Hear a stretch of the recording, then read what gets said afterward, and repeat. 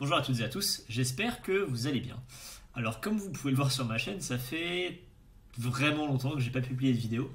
Pour la simple et bonne raison que je trouvais d'une part les marchés assez chers et d'autre part que j'avais aussi d'autres opportunités patrimoniales, professionnelles à poursuivre qui m'ont amené du coup à plutôt mettre en suspens la création de contenu sur cette chaîne. Mais j'ai envie de m'y remettre aujourd'hui. Pourquoi? Parce que j'ai quand même l'impression qu'on est dans un schéma de marché où il y a de nouveau des opportunités, qu'on a grâce à l'inflation, c'est terrible de dire grâce à l'inflation, mais que cette inflation permet de rendre les indices en fait beaucoup moins chers que l'impression qu'ils donnent quand on les regarde de manière numérique.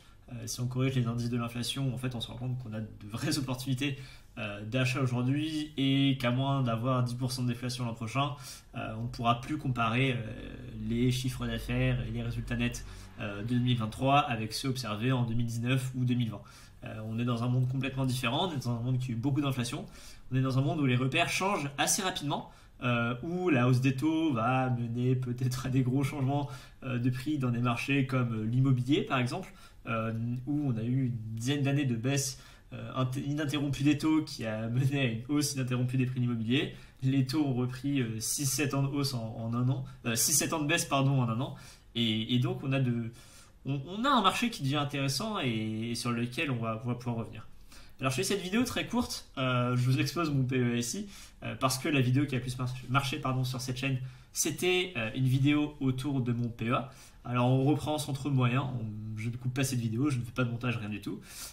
Mais si effectivement vous êtes intéressé par l'idée que sur les lignes que vous voyez là, je refasse une petite analyse, probablement je le ferai, parce que mon PEA a pas mal évolué, on voit qu'il y a des valeurs qui sont sorties, notamment des valeurs qui ont beaucoup profité de la Covid, il y a des valeurs sur lesquelles en fait je m'en fiche, je me suis dit que j'allais pas forcément passer du temps à les corriger, voilà, j'ai des lignes très faibles, j'ai aussi pu surperformer le CAC 40 de manière assez importante l'année dernière, en fait en ne faisant pas grand chose si ce n'est en achetant des ETF à des moments plutôt opportuns, et donc on a aussi voilà, quelques lignes qui ne servent strictement à rien là-dedans. Voilà, si on reprend par exemple l'exemple de celle-ci, j'ai littéralement voilà, peut-être la moitié de mes lignes qui représentent moins de 10% et une grosse surpondération en ETF.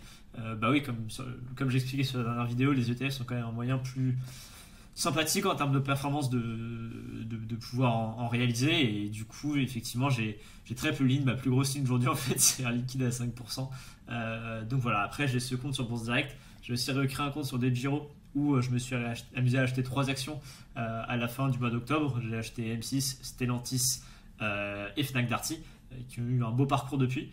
Donc voilà, bref, je vais reprendre cette chaîne là, j'espère que ce petit teasing avec ce portefeuille qui est très déséquilibré, pardon, mais très équilibré en fait parce qu'il ne contient finalement plus d'une moitié d'ETF et quelques valeurs sur lesquelles on a fait des petits paris stratégiques. Voilà, par exemple la SOG, j'avais un PRU de 14 € si vous regardez la vidéo d'avant, j'en ai pris quelques-unes mais pour le fun à 19,70 € vendredi quand c'était la crise et qu'on disait que tout allait s'effondrer.